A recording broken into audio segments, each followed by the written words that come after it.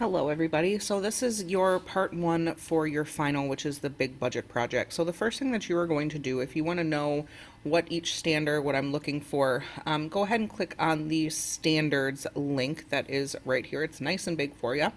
The first step you're going to do is you're going to go ahead and click on Get a Life. And you're going to open this up. You will need to make a copy of this and then upload it to the thing that was assigned to you on Google Classroom. So you are going to fill this out based on your future career choice. So if you would prefer to print this and do this project handwritten, you may, but really the easiest way is to just do it all digitally and then turn it in. Things that people have had troubles with in the past are physical requirements. So number 3, so physical meaning your body. What does your body have to do? Like a doctor needs to stand up for a long period of time and be on their feet for a long period of time and stay up for a long period of time, versus like an office assistant, which will need to sit for a long period of time. So what does your body have to do? The other one that people sometimes have an issue with is number 15. So based on location, you decide on what organization or hobby in that community would you want to be a part of. So if you're a sports person, there are adult leagues for every single type of sport out there. If you are more into the art scene, there's a lot of like adult theater and adult art classes and those different types of things. Your next step, you're going to complete kind of the next couple all together. So as you are working, you're going to be doing this budget here. So you're going to go ahead and open the budget. And then you are only going to type in the yellow cells. So you're going to put your yearly income here where I'm at right now. So for example, if I make $45,000 a year, once I click and have this open, it will automatically populate all of these different estimates. So again, this is the category estimates. There are 2 sections that have to match exactly based on the standards, which is your income and your monthly expenses for the taxes. Those 2 have to match exactly. So say that you make that $45,000 a year, you're going to go ahead and take that monthly number and you are going to go ahead and divide that by 2. So take that $3,750 divided by 2, that gets me $1,875. So my first paycheck would be that, and my second paycheck would be that as well. Now, this number and this number exactly match. Now, please keep in mind that even if you're a cent off, that is not exactly matching. So if you need to, you may need to mess with the cents there towards the end just to make sure it matches exactly. Your taxes, typically around 15%, are going to go towards your federal income tax, your state income tax, your Medicare, your Social Security, all those different types of taxes that you need to pay as an adult. So you're just going to take this monthly expense and you're just going to move it over. So, and you're going to put $562.50. And again, it matches exactly. So this number and this number match exactly. From here on out, you're going to, these are just estimates, so that way you don't go too far over.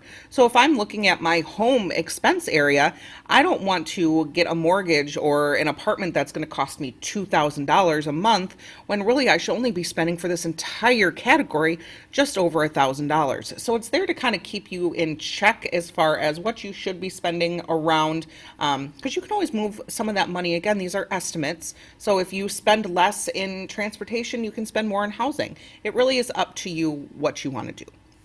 Now, as you're working through this budget spreadsheet, make sure that you are going back to the instruction sheet because there's more instructions there that obviously I'm going to talk about here. But talking about this miscellaneous category, if you know you are going to have student loans, you can click on the student debt calculation here at the bottom and you can insert that information. So if, say, you're going to go to UW-Madison, that's around $10,000, you'd have to look up the exact number. Say if I was only going to go for 4 years, ignore the dollar sign. So you're going to be spending around $40,000. At the current interest rate of 4.8%, you'll be paying just over or just under $2,000 in interest. Add that all up, Typically, you have 10 years to pay off your student debt, and it will spit out a number for you to put into your budget spreadsheet in pink. And this is what you would put into that budget spreadsheet. So I would go back to, the budget, and that's where I would put the student loans. Now you do have to come up with that money somewhere else. So you will have to spend less, say, in clothing and food and that kind of thing to make up for that. Because at the very bottom here, you will notice that it will add up your expenses for you, your total expenses for the month, and then it will tell you how much you have left to spend. You cannot be in the negative, okay? You can't spend anything you do not have. Now, when you are doing this, you will have to figure out your utilities for your housing. And I did link here the Numio, which is probably the best website ever to figure out some of those numbers. And then you're figuring utilities. So if Numio doesn't have your information, this would be another option for you. It's a little bit more in depth, but it's there and it can be there to help you. So when you find a home and you start working on home and transportation, you're going to have to give me some screenshots.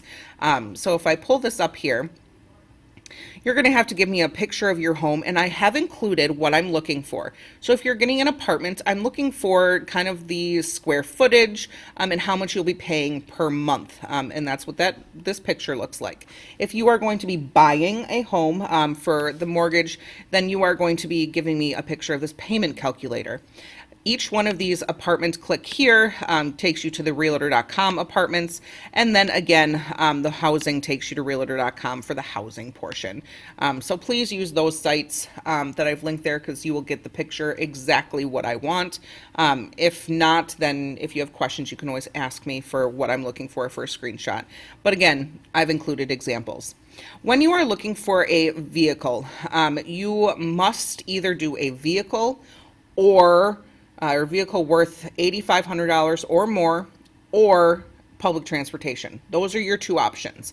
If your vehicle isn't worth $8,500 or more, then I'm going to not be able to grade that portion unless you do public transportation. And again, you'll note that in your budget and in the last thing with the budget analysis. So I'm going to look for a picture of the vehicle. I'm going to look for a picture of the financing because I'm going to make you finance it. And then I'm also looking for insurance if your state requires it. Again, on the screenshots, it also lists that. I want them separate, so make sure you're putting them where they belong. If you are doing public transportation, in the transportation screenshot, I want a picture of like the bus or the subway, and then the financing, you need to find the website for that certain city. It will tell you how much you will be paying.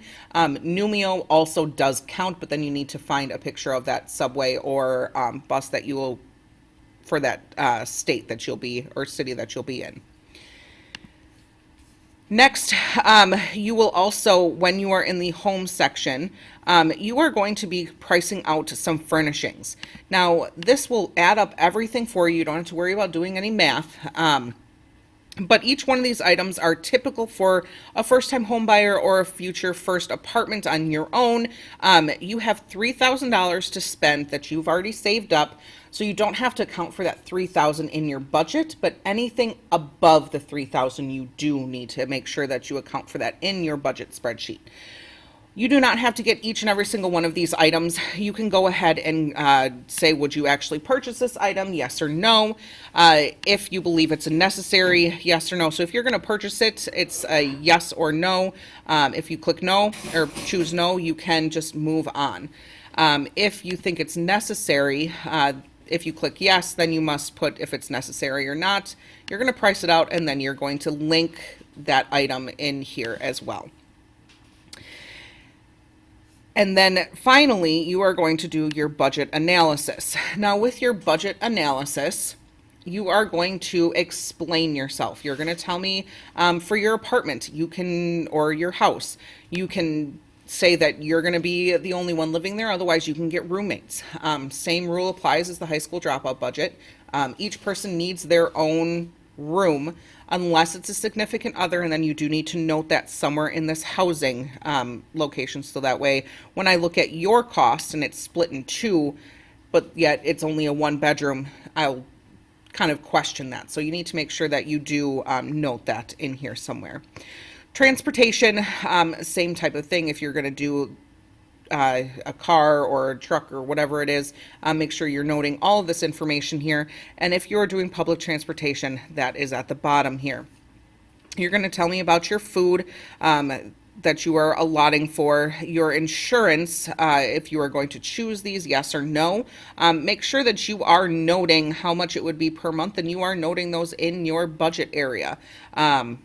So you're kind of explaining whether or not you're going to get these things. So you have your renters, yes or no. Tell me why. If you are not going to get it, then again, I need a reason why.